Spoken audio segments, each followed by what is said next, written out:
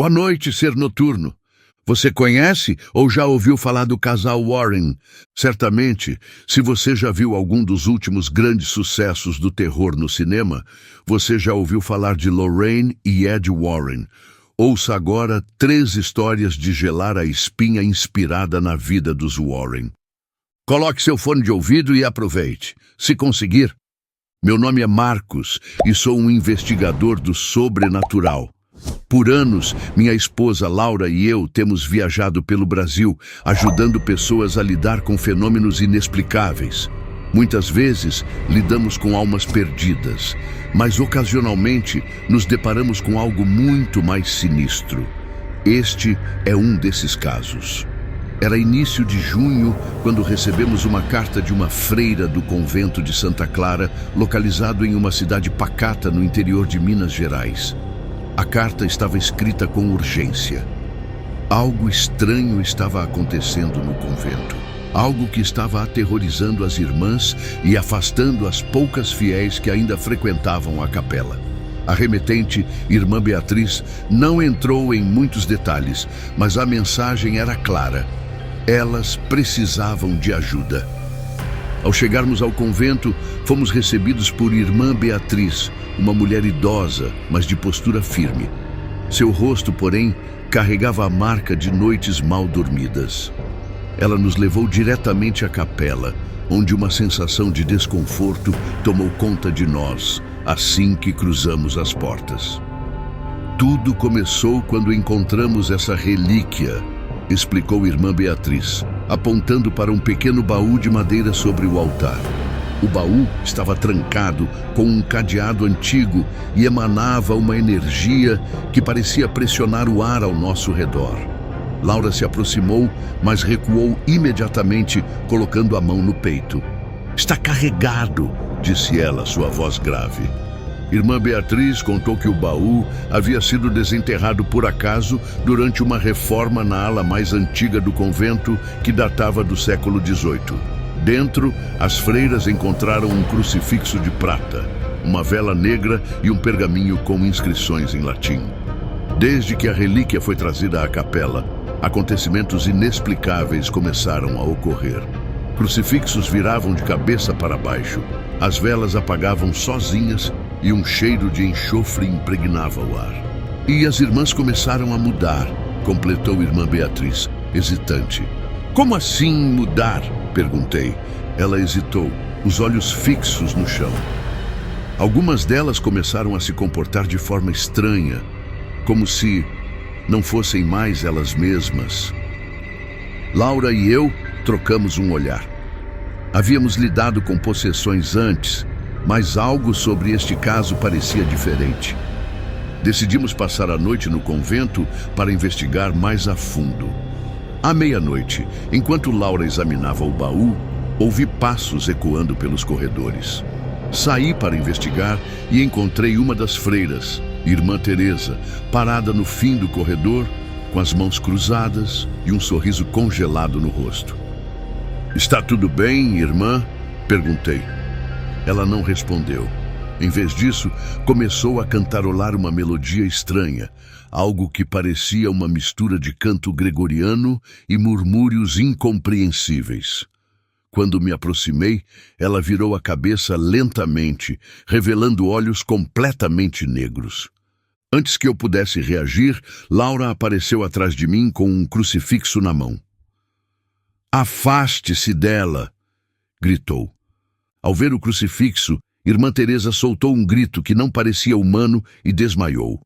Levamos a freira desacordada para seu quarto, onde ficou sob os cuidados de Irmã Beatriz.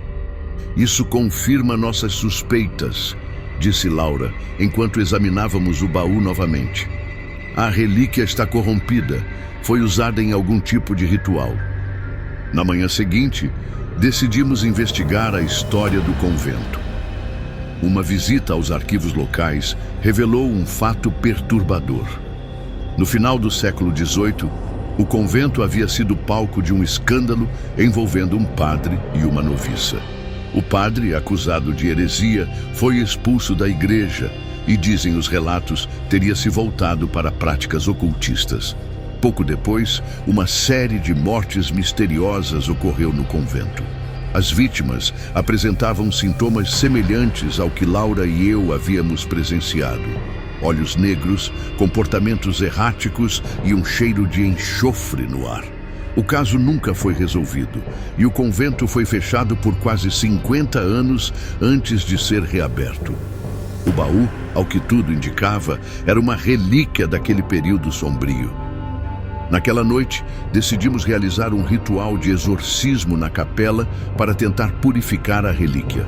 Convocamos Irmã Beatriz e algumas outras freiras que ainda estavam lúcidas para nos ajudar.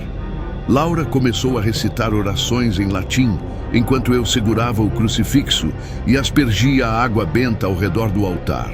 As velas se apagaram imediatamente e o ar ficou pesado.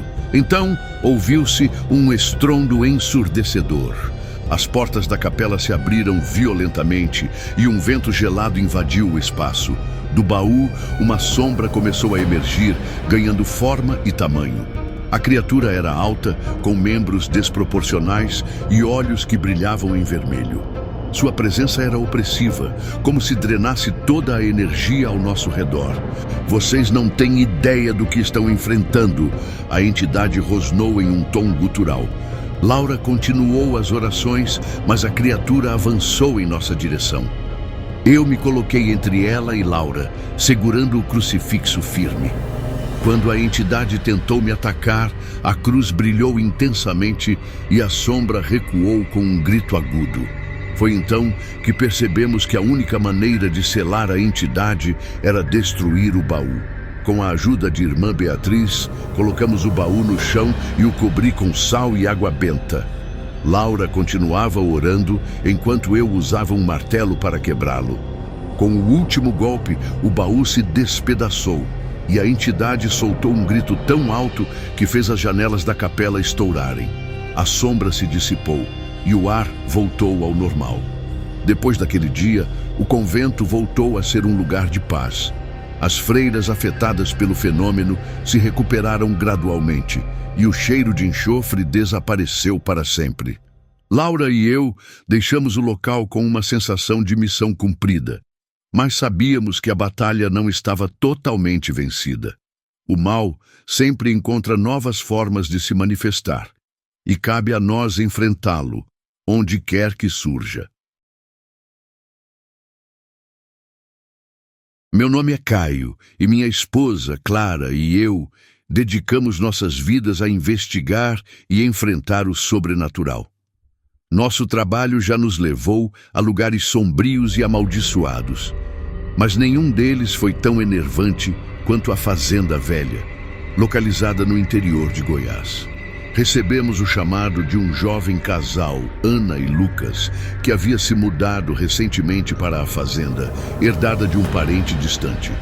Eles mencionaram que a propriedade tinha uma história perturbadora, mas nada os preparou para os eventos que começaram a ocorrer após a chegada de um espelho antigo, encontrado em um depósito abandonado da casa. O espelho parecia um achado maravilhoso no início, contou Ana quando nos recebeu. Mas, desde que o trouxemos para dentro, coisas estranhas começaram a acontecer. O espelho em questão era um objeto imponente, com uma moldura de madeira esculpida à mão, adornada com rostos grotescos e formas que pareciam chamas. Clara e eu ficamos em silêncio por alguns instantes ao vê-lo. Sua superfície parecia pulsar, como se tivesse uma vida própria. Que tipo de coisas? Perguntei. Reflexos que não deveriam estar lá, respondeu Lucas, visivelmente abalado. Objetos que aparecem no espelho, mas não estão no cômodo. E sussurros. Sempre que passamos por ele à noite, ouvimos sussurros. Clara se aproximou do espelho e passou a mão pela superfície, estremecendo ao tocá-lo. Ele está carregado, disse ela.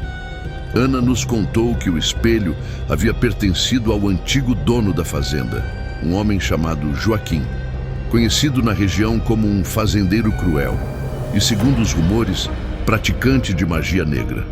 Diziam que Joaquim usava o espelho em rituais para ver coisas além deste mundo. Sua morte foi tão macabra quanto sua vida. Ele foi encontrado enforcado no celeiro, com símbolos estranhos marcados a faca em sua pele. Os moradores locais evitavam a fazenda desde então, acreditando que ela estava amaldiçoada.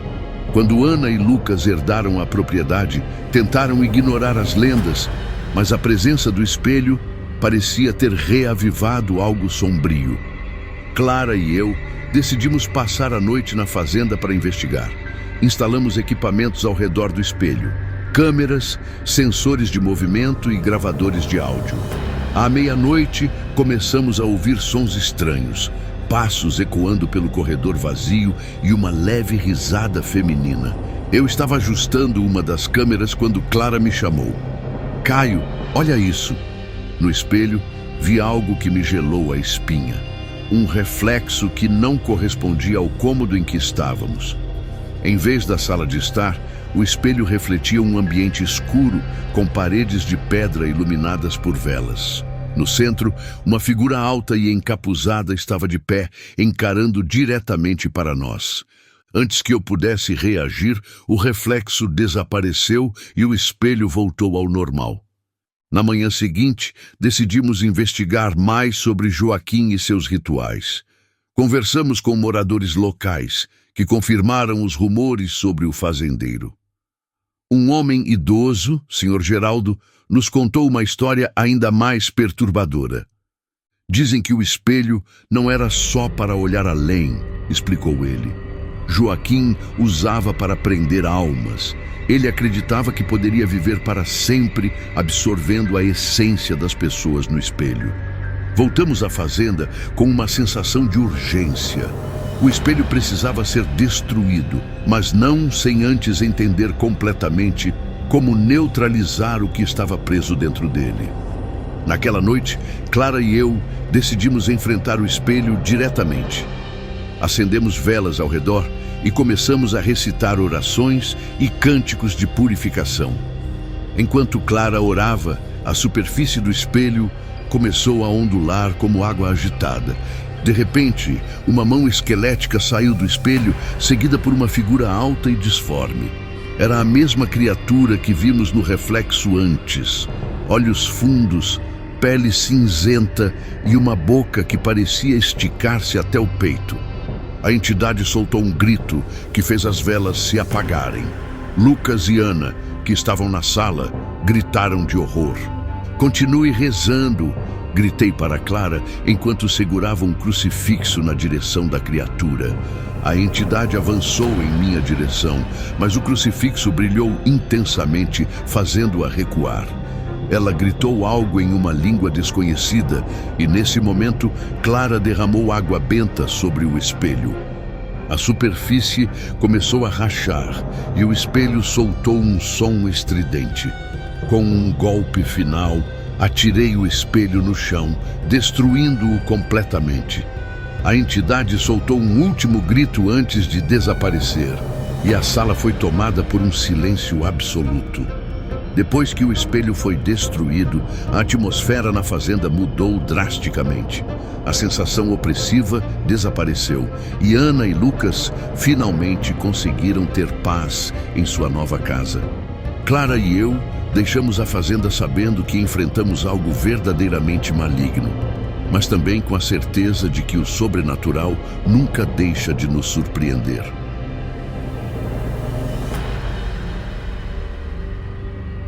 Sou Rafael, investigador do paranormal, e essa história aconteceu há cerca de 3 anos, durante uma de minhas viagens ao interior de Minas Gerais.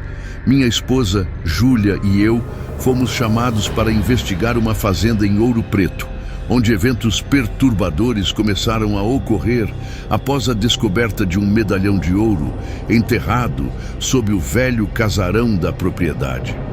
Os donos da fazenda, Marcos e Luísa, relataram que o medalhão parecia ser de valor histórico, mas desde que foi trazido para dentro de casa, a fazenda havia se transformado em um pesadelo. Luzes piscavam sem motivo, vozes sussurravam na escuridão e uma figura feminina de branco era vista vagando pelos corredores do casarão. "Ela aparece toda noite", disse Luísa, com as mãos trêmulas. "Fica perto do medalhão, como se estivesse guardando algo." O medalhão era pesado, com uma aparência antiga. Gravado em sua superfície, havia um rosto feminino cercado por símbolos estranhos que nem Júlia nem eu conseguimos identificar de imediato. Mas, ao tocá-lo, ambos sentimos uma energia pesada, como se algo maligno emanasse dele. Marcos nos contou que o medalhão foi encontrado durante uma reforma. Ele estava enterrado junto de um esqueleto no porão, envolto em um tecido pútrido. A princípio, acharam que era apenas um artefato valioso, mas logo perceberam que haviam liberado algo sombrio. Consultamos alguns historiadores locais e descobrimos que a fazenda, no século XIX, pertenceu a uma mulher chamada Isabel, conhecida na região como a Feiticeira de Ouro Preto. Isabel era uma curandeira, mas os moradores a acusavam de bruxaria. Após a morte de sua única filha, ela teria criado o medalhão como um receptáculo para aprisionar sua alma. Isabel foi queimada como herege, mas o medalhão permaneceu enterrado, guardando o que restava de sua filha. Decidimos passar a noite na fazenda para observar os eventos. Deixamos o medalhão no centro de uma mesa na sala de jantar, com câmeras e sensores ao redor. À meia-noite, o ar ficou denso, quase sufocante. As velas que havíamos acendido tremularam e uma brisa gélida atravessou a sala, mesmo com todas as janelas fechadas. Foi então que ouvimos os passos, lentos, arrastados, vindo do andar de cima. Pegamos nossas lanternas e seguimos o som. Enquanto subíamos, vimos uma sombra passar rapidamente pelo corredor, mas ao iluminar o local, não havia ninguém. No quarto principal, onde o medalhão havia sido encontrado, a porta estava entreaberta. Entramos e a temperatura caiu abruptamente. Júlia apontou a lanterna para o espelho e foi ali que a vimos. Uma mulher com cabelos longos e desgrenhados, vestindo um vestido branco, estava parada atrás de nós, olhando fixamente para o medalhão. Quando nos viramos, ela desapareceu, mas uma risada baixa ecoou pelo cômodo. Na manhã seguinte, decidimos investigar mais profundamente. Júlia analisou os símbolos do medalhão e descobriu que eram uma combinação de rituais afro-brasileiros e europeus, algo incomum na época. Isso reforçou a teoria de que Isabel havia fundido diferentes práticas em um ritual para proteger a alma de sua filha. "Se o medalhão está aqui", disse Júlia, "então a alma da filha dela ainda está presa e Isabel, ou o que sobrou dela, está tentando protegê-lo." Concordamos que a única forma de libertar a fazenda seria destruindo o medalhão, mas não sem enfrentar as consequências de romper um feitiço tão poderoso. Naquela noite, nos preparamos para o ritual de destruição. Cercamos o medalhão com sal grosso e acendemos velas para afastar a energia negativa. Enquanto Júlia recitava orações de purificação, comecei a quebrar o medalhão com um martelo. No momento em que o primeiro golpe atingiu o medalhão, a casa inteira tremeu. Portas bateram, janelas estouraram e uma ventania furiosa tomou conta do salão. A figura de Isabel surgiu, flutuando sobre o medalhão, seus olhos cheios de fúria. Ela gritou algo em uma língua desconhecida, e em um instante a sala foi tomada por sombras que pareciam tentar nos engolir. Júlia continuou recitando as orações, sua voz firme e determinada, enquanto eu golpeava o medalhão novamente. Com o último golpe, o medalhão rachou ao meio, liberando um grito ensurdecedor. A figura de Isabel se dissipou em fumaça e a fazenda ficou em silêncio. Na manhã seguinte, a fazenda parecia completamente diferente. O ar estava leve, a luz do sol entrava pelas janelas e não havia mais sinais da presença sombria. Marcos e Luísa nos agradeceram com lágrimas nos olhos. Para eles, a fazenda era agora um lar novamente, livre do passado maligno. Enquanto nos afastávamos da propriedade, olhei para Júlia e disse: mais uma alma libertada. Mas quantas mais estão esperando por nós? Esse é o nosso trabalho: enfrentar o desconhecido e trazer luz para onde há escuridão. E enquanto houver sombras, estaremos lá para enfrentá-las. Se você gostou dessa história, não esqueça de deixar o like e se inscrever no canal. Sua participação nos ajuda a continuar trazendo relatos arrepiantes como esse. E se você tiver alguma experiência sobrenatural para compartilhar, envie para o nosso e-mail. Quem sabe sua história não se torna o próximo conto do canal.